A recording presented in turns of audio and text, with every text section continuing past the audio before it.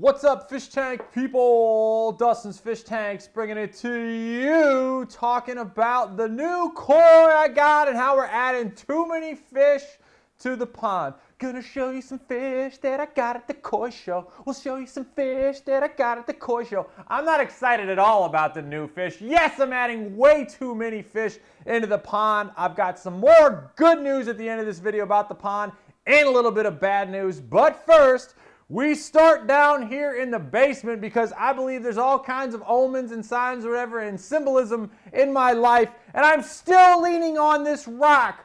Dustin, why isn't the rock in the 220 yet, Dustin? You told us last week it was going to go in the 220. Yeah, you know what? Guess what happened? This is a Hide the Women and the Children project. Guess what happened last week? My wife, women, and children are all home. They're all here. They're all around me. Can you imagine what it would be like to pick up a 70, 80-pound rock, me, Josh, and film the whole thing, and then Maya comes running down the steps asking what we're doing? It's a Hide the Women and Children project. It ain't happening. Not to mention, I'm staring at this rock, still wondering, like, okay, when I put it in here, I'm going to do that. So I have to have, like, full quiet, full chill. I'm going to tell you when I do it. Ain't nobody going to be around. That is for darn sure. Another thing about this rock, I got stalled on this rock. I got stalled on the greenhouse again. More on that on Greenhouse Saga Sunday coming up. So go ahead and hit the like, subscribe, share button, or whatever button you feel like pushing to make sure you get that video this Sunday when I talk about the Greenhouse Saga continuing. The saga continues. So we're down here. We're talking about the 220. I do want to show a couple quick things before we roll out and show you some fish that I got at the koi show. Hop up with me, Andrew Cameraman. Apparently, I should promote my LED lights a little more often. I sold a ton of them after talking about them the other day. You can click the links right here, check them out. But come here, bro. Check this out. I want to show the Anubias. Now, look, I'm growing the Anubias directly underneath them. You can see all the new growth on a apparently slow-growing plant. This Anubias has just really popped off since sitting underneath here. Here's another one. So, loving the standard double LED. Thank you for all your business on that. Trying not to sell on my channel too much, but hey, we sold a few lights, helped your boy, supported your boy in getting a new greenhouse. I also want to show this plant over here, homie. This one right here is the Cryptusteriana. I talked about it last week when I added the new light. You'll notice the new ruffled leaves on this plant. Cryptusteriana. I got a bunch of crypts on my site. Cryptusteriana is not one of them, but this plant, once I spread everything out and added new lights, the leaf came out of nowhere and is really popping. These plants also have the aerial advantage because they're floating at the water surface, and because they're at the water surface, they're getting more readily available CO2, which is why the plant is growing so rapidly. If I were to hack these, it'd be harder for that plant to grow. But enough of all that jazz. Let's roll outside. Remember these things? Come on, Andrew, remember these things? The flip cams? I'm gonna show you some fish that I got at the koi show. I do want to show the plant lifestyle. I got a ton of peace lilies. I got my variegated pothos, I believe. My wife put this thing out in full sun, darn near killed it the other day. Made me sad. I've also got the ferns. Buy yourself a fern. I've got my, I think it's alocasia that I'm really loving. I don't know, man. The more plants I have, the happier I seem to be. Got that for my wife for anniversary. Giant ficus, another fern. Really enjoying it. And then I've got my favorite ficus out here. Show you guys this. This is a beautiful, if you guys aren't following me on Instagram, I am showing a lot of my own house plants or whatever, but this guy needs trimmed up. I need to get my bonsai on, but I absolutely love this ficus. But it's time to roll out to the greenhouse. Come on, hibiscus, come on, give me a couple of flowers. That guy was in the greenhouse all winter. That one's flowering fine. So I bought these koi last Saturday. This is being filmed on Thursday, which means the fish have had over 10 days of being quarantined. Look, bringing fish home from a koi show is like having unprotected sex in college. You are extremely rolling the dice, all right? So I intentionally have quarantined these fish for a while. Obviously, I have a greenhouse. They've each got their own 125, and I'm going to show you that in a second. But I think it's very important. And this was the advice I was given by my man Art, because he's like, you know, just take the fish home, put them and stare at them for a week. And I think that's really good advice, particularly because I don't want to bring anything nasty home to my pond here. So these fish have been in my greenhouse for a week. I've looked at them closely. They have no signs of anything on them. So we're going to get them out. They do also have the life, by the way, in the greenhouse. And koi also have the personality that I really enjoy because they come up and they actually greet me. So part of me does not want to remove them from here. You want to talk about fish with the best personalities? Look at this fish. This fish likes me more than my parents do. He's up here chilling in a 125, eating all the duckweed he freaking can. Him and his boy are hanging out here. What he doesn't realize is that his life in a vat of jungle val and duckweed is about to get better going into the pond. But look at this fish. He's totally chilling, totally looking at me. You know, koi aren't meant to be viewed front on. They're meant to be viewed from the top down. But this is my boy right here. Like, this is my dog. He's been out here. And there's a little one. I love the dark colors on that one. But unfortunately, it's time to get them out of here. So, homie, we're about to rock your world. But look at that. Look at that fish. I mean, the fish is like all about it. By the way, this tank is completely cloudy because it's a dirted tank. And I put 1 inch of dirt underneath 1 inch of gravel. And then I put koi in it. We typically grow jungle val in here. But obviously, that's been ripped up. So, let's see how Zen Dusty can catch this fish.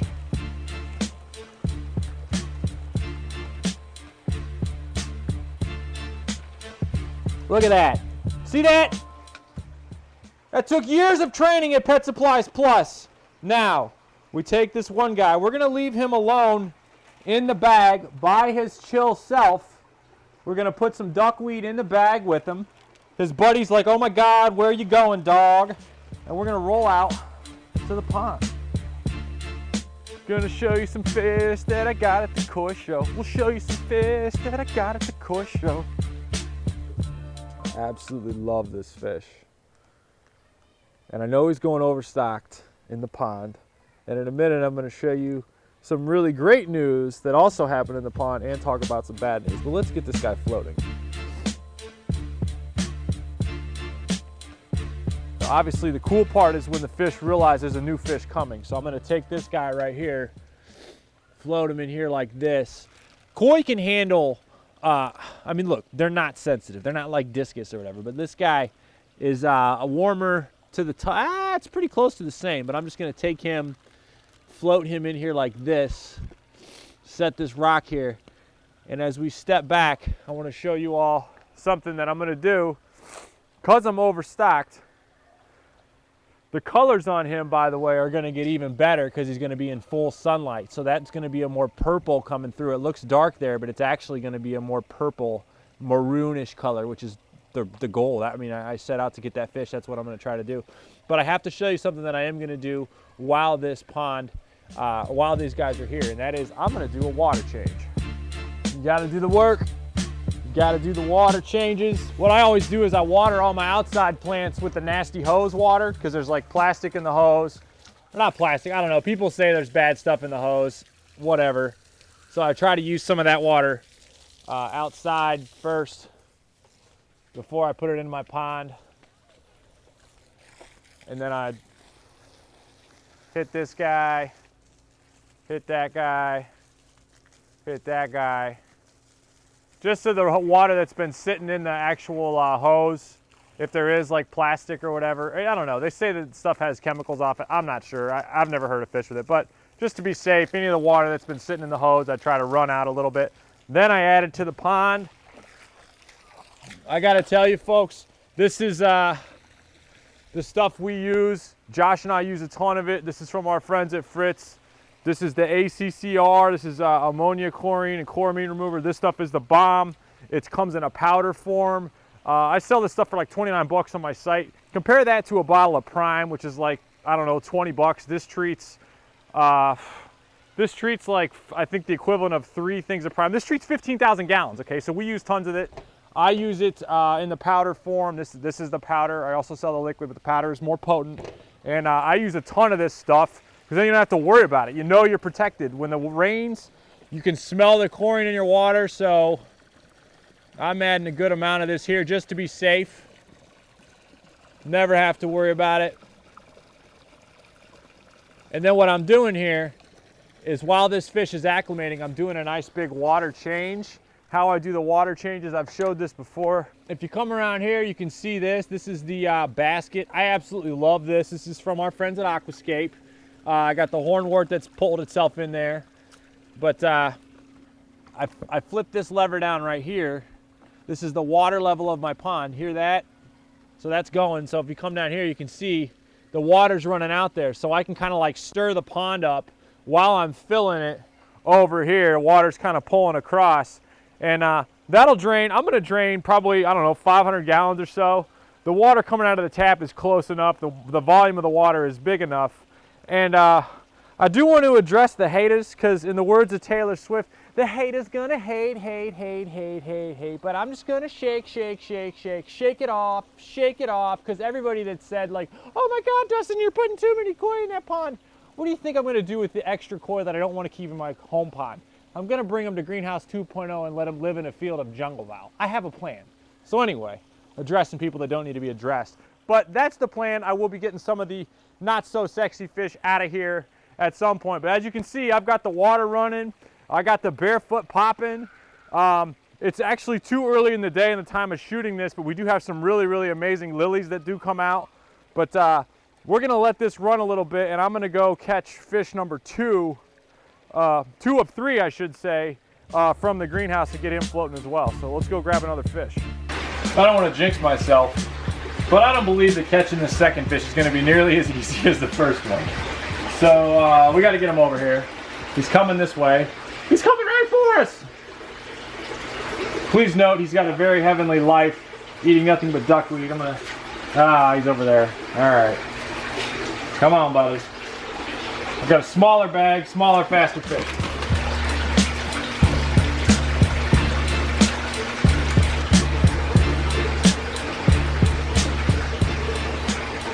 Look at that. Tiger style. Bare-handed fish. Who needs a net? Get him in there, though. Is that the most humane way? I don't know. I think my hand is actually a better spot than the net. Unless you can feel the slime on my hand. He looks happy. Roll him out. Sorry I had to bare hand you, buddy. But we'll bring you on out. This guy's coming out too. Goromo style.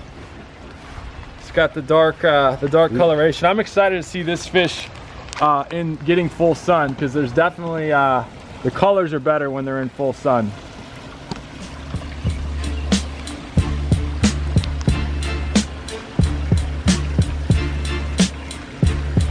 And he won't be in this bag for long.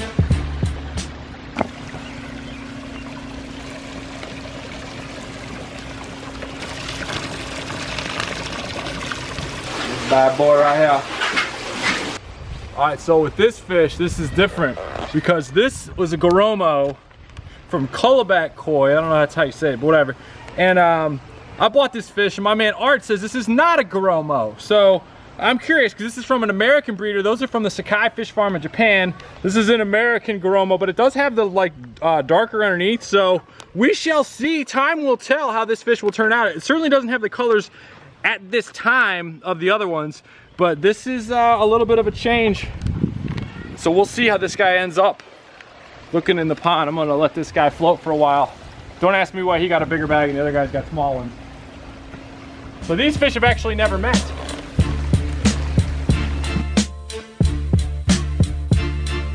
And I do want to show this. I don't completely waste all the water. Hibiscus are heavy water. You can't keep them submerged, but I definitely use the water from the pond to water these plants. I swear I can make hibiscus flower just by giving them tons of water. This needs repotted because it was in the greenhouse all winter, but then I got this one here too. I can get it. It's not quite as short, but definitely waters. And you get these blooms. I mean, you can see this bloom right here. Like, the hibiscus are just awesome. Any hibiscus keepers out there, drop me a comment. I love these. So show that that's how we do have some of the water that can flow into there. Lots of buds coming out. Super jacked about that. But it's about time for your moment of zen. And before I give you, obviously, the moment of zen with 2 out of 3 of these koi, I'm gonna let the other guy float a little longer because he hasn't been floating as long. Before I give you that moment of zen, I wanna tell you about a first that has happened in this pond for me that I'm super duper jacked about, and that is this. Those of you following me on Instagram, if you're not following me on Instagram, you can click the links in the description, follow me on Instagram, please. I was out here early in the morning, and I saw all of my koi up against the side over here, smashing against each other, spawning. And I was like, okay, cool. Maybe they'll eat the eggs. Maybe something will happen. The fry won't happen. No! Dusty came out 2 days ago and found not 1, not 2, not 3, but 4 4 baby koi in this mofo. So I am super duper jacked about that. They're not easy to catch on camera, but Andrew has done a heck of a job getting them. So if you're not following me on Instagram, follow me there, because anytime I have my phone out and they're out, I'm super pumped. No idea what they're going to turn out like. You can also click the links around here to see videos of back in the day when I had goldfish spawning. So I'm super excited about having my own variety of koi. Look, they're going to be total mutts, whatever. When this pond gets overstocked, the mutts and the koi that I don't want to keep in my display pond, I'm going to bring out to the jungle valve fields in Greenhouse 2.0. More on that Greenhouse 2.0 saga coming at you this Sunday. It's also the afternoon now. We can see that the lotus are coming out. The Queen of Siam lotus, bringing it in full effect right here. So now, without further ado, I want to let this fish go. There's the baby koi. I don't know, Andrew, I'm not going to make him catch that. The baby koi are swimming around. But this is the baby Gromo coming out. This is from Art at Western Carolina Waterscapes. This fish has been sitting. Love this bad boy. Absolutely love this bad boy. We're going to let this sucker go. It's the best part of the whole thing. There you go, buddy. I hope to see him swim down. I never like it when they swim back to the bag. I hope to see him swim down. You can see he's not breathing hard or anything like that. He's in pretty chill mode. No way he's going to let Andrew film him, but he's already down there.